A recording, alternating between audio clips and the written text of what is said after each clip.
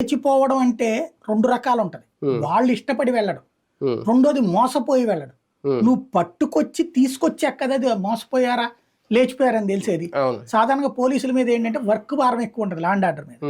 ఈ బందోబస్తులు, లోకల్ గా వచ్చే దిక్కుమాలిన కేసులు, వందల వేల కేసుల్లో వీటి మీద సీరియస్ గా కాన్సన్ట్రేట్ చేయరు. అది ఇప్పటికైనా సరే దానికంటూ ప్రత్యేక యంత్రాంగం పెట్టాల్సిన అవసరం ఉంది. పవన్ కళ్యాణ్ ఉద్దేశం మంచిది, బట్ రాంగ్ ఫీడ్బ్యాక్. అవును అవును అంతే. కానీ దీనికి సంబంధించి చట్టపరంగా అన్న మార్పులు చేయాలి. ఎందుకంటే వీళ్ళు పెట్టినట్టు, వైసీపీ వాళ్ళు పెట్టినట్టు ఒక పరీక్షల్లో తప్పారనో, లేదంటే లవ్ అఫైర్, లేదంటే మానసిక రుగ్మతలో కారణాలు ఏదైనా సరే అమ్మాయి అంటే మిస్సింగ్ అని ఒక కేసు నమోదు చేశాడు. దానికి సంబంధించి ఇలా పెండింగ్లో ఉండిపోవడం, ట్రేసింగ్లో ఆ సంఖ్య పెరిగిపోవడం జరుగుతుంది. అలా కాకుండా దాన్ని అన్న సెపరేట్ చేసి ఏ కేసు ఏంటని చేస్తే ఆ మిస్సింగ్ అనేది పక్క తప్పుకుంటే ఆ కేసులు తగ్గుతాయేమో. నేను చెప్పేది అదే, వీటికి ప్రత్యేక వ్యవస్థ కావాలి.